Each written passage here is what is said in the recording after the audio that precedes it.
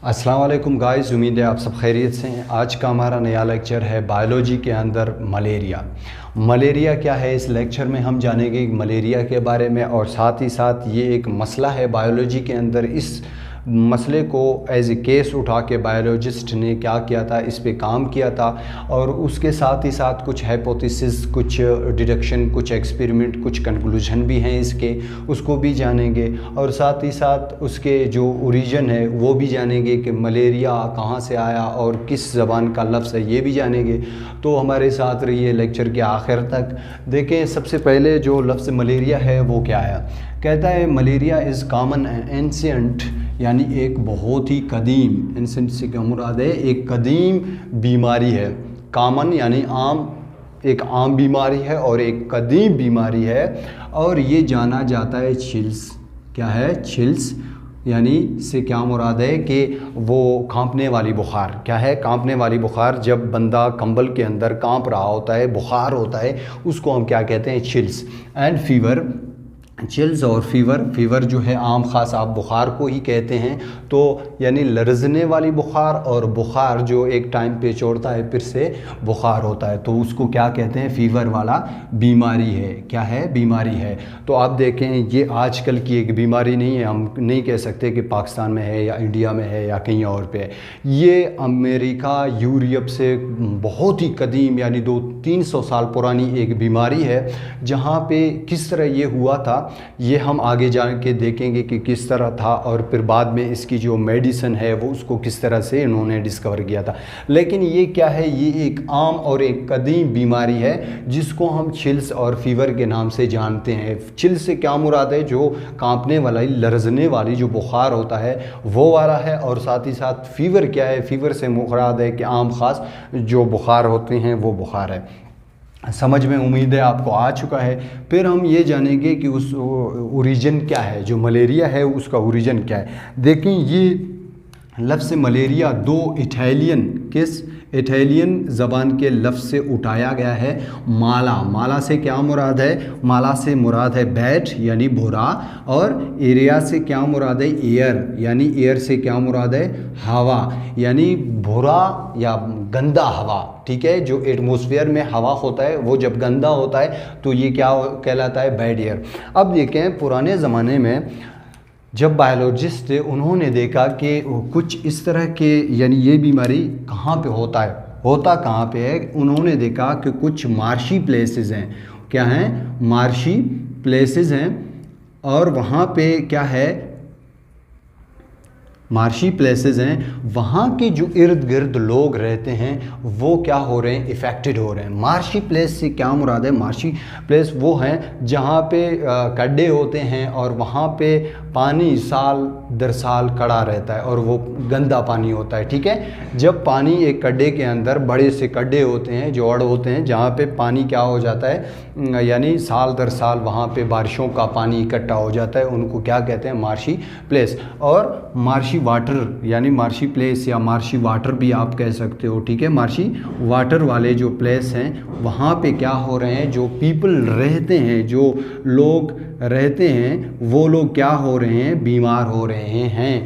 तो उन्होंने कहा कि ये जो पानी है, जो मार्श पानी वाटर है या मार्शी वाटर है, ये क्या कर रहे हैं? ये हवा के अंदर जा रहे हैं। कहाँ पे? ये एवापोरेट होके हवा के अंदर जा रहे हैं, और उस हवा को क्या बना रहे हैं? उस हवा को गंदा बना रहे हैं, ख़राब बना रहे हैं। उसकी वजह से क्या हो रहा है? इंसान बीमार हो रहे हैं, उनको चिल्स एंड फीवर हो रहा है। लेकिन अब ये उन्होंने तो ये कहा था, इसके बाद ये क्या हुआ? ये एक बायोलॉजिकल मसला बन गया। किसके लिए? साइंटिस्ट के लिए, बायोलॉजिस्ट के लिए ये एक मसला बना, क्योंकि ये लिविंग ऑर्गेनिज्म को इफ़ेक्टेड कर रहा है, बीमार कर रहा है। अब देखें, उसके बाद फिर एक साइंटिस्ट आए जिसका नाम था लेब्रान। उसने ऑब्जर्वेशन किया था 1878 में, यानी 1878 में उसने ऑब्ज़र्वेशन किया था। और उस ऑब्ज़र्वेशन से क्या किया उसने कुछ पेशेंट्स थे जिनकी बॉडी के अंदर क्या था, यानी चिल्स एंड फीवर वाले पेशेंट्स को उसने क्या किया? उनकी थोड़ी सी ब्लड ली। क्या लिया था? कुछ ब्लड का सैंपल लिया, उसके अंदर जब उसने देखा, माइक्रोस्कोप से देखा कि उन पेशेंट की बॉडी के जो ब्लड थे उसके अंदर क्या पाया गया, यानी टेनी ऑर्गेनिजम्स। टेनी ऑर्गेनिज्म से हम यहाँ पे लिखेंगे कि स्मॉल क्रिएचर, बुक के अंदर है स्मॉल क्रिएचर्स। स्मॉल क्रिएचर्स से क्या मुराद है कि छोटे मखलूक़ात वहाँ पे रहते हैं, यानी वहाँ पे कुछ और है जो चिल्स एंड फीवर वाले पेशेंट के बॉडी के अंदर नहीं बल्कि ब्लड के अंदर क्या हैं, स्मॉल क्रिएचर्स पाए जाएंगे या पाए जाते हैं। तो इस बात को बाकी जितने साइंटिस्ट थे या बायोलॉजिस्ट थे उन्होंने रिजेक्ट किया कि ये असल में ऐसा नहीं है जो आप कह रहे हो। लेकिन ये था एक फ्रेंच फिजिशियन जो कि आर्मी का एक डॉक्टर था, उसने ये कहा था कि मैंने देखा कि ये जो चिल्स एंड फीवर या मलेरिया वाले पेशेंट्स हैं उनकी ब्लड के अंदर स्मॉल क्रिएचर्स हैं या आप कह सकते हो कि टेनी ऑर्गेनिज्म है। ठीक है, दोनों लफ्ज़ ठीक रहेंगे। तो अब उसके बाद कुछ मुद्दत के बाद यानी 19वीं सदी में या 19th सेंचुरी में, ठीक है, क्या हुआ कि और साइंटिस्ट आए, बहुत सारे बायोलॉजिस्ट, डिफरेंट बायोलॉजिस्ट आए, उन्होंने इस पे काम किया। तो देखा कि अब इस मलेरिया के नाम को उन्होंने बाद में देखा कि ये बंदा सही कह रहा था। बाद में देखा कोई 200 साल के बाद या 300 साल के बाद उन्होंने देखा कि ये बंदा जो था, जो लेनवर था, उसने क्या किया था वो सही था। और उन्होंने फिर उस ब्लड के अंदर जो छोटे ऑर्गेनिजम्स थे, टेनी ऑर्गेनिज्म, उनका नाम दिया था प्लाज्मोडियम। क्या नाम दिया था? प्लाज्मोडियम का नाम दिया था। अब उन स्मॉल क्रिएचर्स को हम स्मॉल क्रिएचर्स नहीं कहेंगे बल्कि प्लाज्मोडियम कहेंगे। ठीक है, तो उन्होंने क्या कहा था? उन्होंने ये कहा था कि जो मलेरिया है वो क्या है, कहता है कि प्लाज्मोडियम। अब प्लाज्मोडियम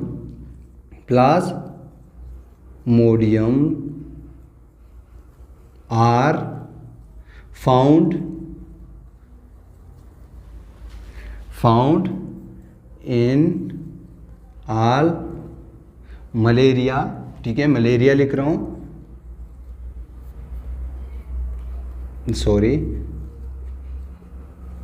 पेशेंट्स। अब सबसे जो पहला बात था, उन्होंने उन साइंसदानों ने ये कहा कि plasmodiums are found in all malaria patients, blood of all malaria patients, यानी जो प्लाज्मोडियम है वो हर मलेरिया के जो पेशेंट है उसकी ब्लड के अंदर पाया जाता है, नंबर 1। अब वो लोग समझ गए कि ये जो बंदा था जिसने कहा कि टेनी ऑर्गेनिज्म है वो दुरुस्त कह रहा था, क्योंकि हर मलेरिया के पेशेंट के ब्लड के अंदर क्या पाया जाता है? प्लाज्मोडियम पाया जाता है, नंबर 1। अच्छा, नंबर 2 पे उन्होंने क्या कहा था कि क्या कहा था कि वो लोग जो मार्शी प्लेस में रहते हैं, ठीक है, पीपल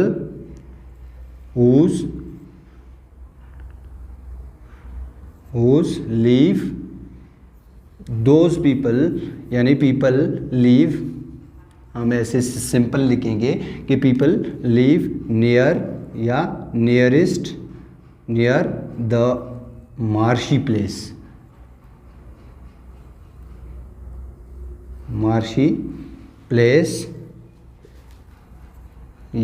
यानी वहाँ पे जो रह रहे हैं वो लोग क्या हो रहे हैं? मोस्टली इफ़ेक्टेड हो रहे हैं। क्या हो रहे हैं? मोस्टली इफ़ेक्टेड हो रहे हैं। क्या हो रहे हैं? इफ़ेक्टेड हो रहे हैं, यानी बीमार हो रहे हैं, इफ़ेक्टेड। यानी वो लोग जो ज़्यादातर मार्शी, जो गंदा पानी के करीब रह रहे हैं ना, वो लोग अक्सर क्या हो रहे हैं? बीमार हो रहे हैं। मगर ये इसमें दिया हुआ है कि उसकी पीने की वजह से नहीं हो रहे हैं। ठीक है, the malaria is not cause by the drinking of marshy water, वो मार्शी वाटर की वजह से नहीं हो रहा है। तो फिर किसकी वजह से हो रहा है? यानी उसी बैड एयर की वजह से हो रहा है। और लास्ट में इन्होंने ये कहा था कि एक क्वानिन क्या है, क्वानीन, जो कि हम जिसको सिनकोना के ट्री से लेते हैं, यानी उसके बाहर से एक दरख्त है जिसको हम सिंचोना या सिनकोना कहते हैं, उसकी जो बाहर से हम एक मेडिसिन प्लांट है उससे एक मेडिसिन लेते हैं जिसको हम क्या कहते हैं, क्वानीन कहते हैं, क्वानीन कहते हैं। कहता है कि वो क्वानीन क्या है, यानी मलेरिया इज़ ट्रीटेड बाय क्वानीन। क्वानीन की वजह से क्या हो जाता है, मलेरिया की इलाज मुमकिन है। ये किसने कहा, ये उस ज़माने के मुख्तलिफ जो बायोलॉजिस्ट थे उन्होंने कहा। अब एक दफ़ा फिर से सुने कि plasmodiums are found in all malaria patients, यानी प्लाज्मोडियम क्या है, तमाम मलेरिया के पेशेंट के ब्लड के अंदर पाया जाता है।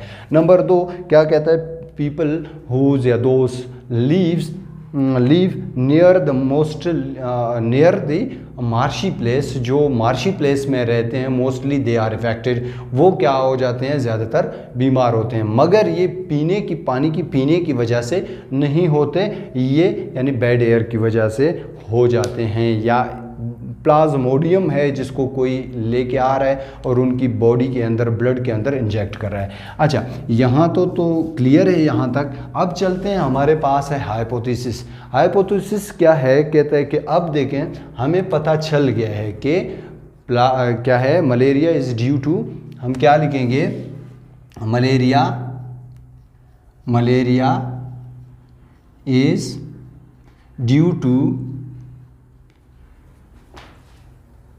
मलेरिया इज ड्यू टू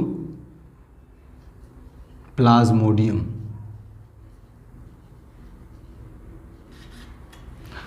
यानी मलेरिया किस वजह से है, प्लाज्मोडियम की वजह से। ठीक है, अब हम इसमें जान सकते हैं, ये हम ख़यालात कर सकते हैं कि अगर वो स्मॉल क्रिएचर हैं तो उस स्मॉल क्रिएचर को हमने प्लाज्मोडियम का नाम करार दिया। अच्छा, अगर मलेरिया किसकी वजह से है, ड्यू टू प्लाज्मोडियम की वजह से है। अच्छा, फिर डिडक्शन क्या होगा, इफ़, हम इसमें क्या लेके आते हैं, इफ़ यानी प्लाज्मोडियम इज़ दी, यानी इसकी वजह बन रहा है, क्या बन रहा है, अगर Plasmodium, if the Plasmodium is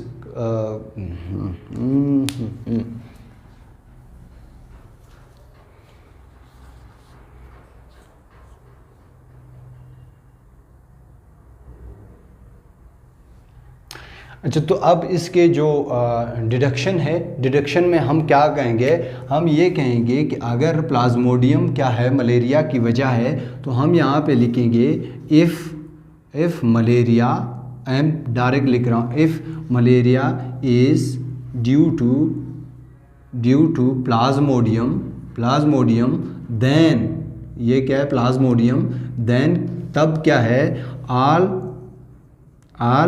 malaria patient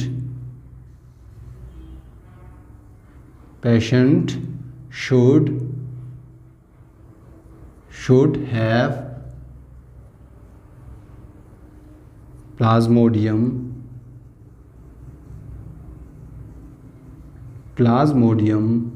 in their blood। Clear है। अगर हम ये कहेंगे, डिडक्शन ये होगा कि अगर जो मलेरिया है वो प्लाज्मोडियम की वजह से है, तो तमाम मलेरिया के पेशेंट की बॉडी के अंदर या ब्लड के अंदर क्या होगा, प्लाज्मोडियम होना चाहिए या हो जाएगा, हो सकता है। अच्छा, अब एक्सपेरिमेंट में उन्होंने, जो साइंटिस्ट थे, उन्होंने 2 चीज़ें उठाए, यानी एक तरफ उन्होंने क्या उठाया, एक्सपेरिमेंट, और दूसरी तरफ यहाँ पे कंट्रोल ग्रुप उठाया उन्होंने। इसमें देखें, इसमें उन्होंने क्या किया कि 100 पेशेंट उठाए, और यहाँ पे उन्होंने क्या किया है कि 100 हेल्थी पर्सन उठाए। क्या उठाए, पर्सन उठाए, यानी यहाँ पे उन्होंने 100 मरीज़ का ब्लड उठाया, 100 मरीज़ों का खून उठाया, और यहाँ पे उन्होंने क्या किया है कि 100 हेल्थी पर्सन जो ठीक तंदुरुस्त लोग थे उनका क्या उठाया, ब्लड उठाया। अब यहाँ पे वो लोग देख रहे हैं कि जो ये लोग थे ना, ये जो 100 लोग थे, उन 100 के 100 लोगों में क्या हुआ, प्लाज्मोडियम उनकी बॉडी में पाया गया। क्या हुआ कि उनकी 100 में से 100 लोगों की बॉडी के अंदर या ब्लड के अंदर प्लाज्मोडियम पाया गया। और दूसरी साइड यहाँ पे यानी 100 में से 95 लोगों की बॉडी के अंदर ये क्या पाया गया, यानी प्लाज्मोडियम पाया गया, यानी नहीं पाया गया।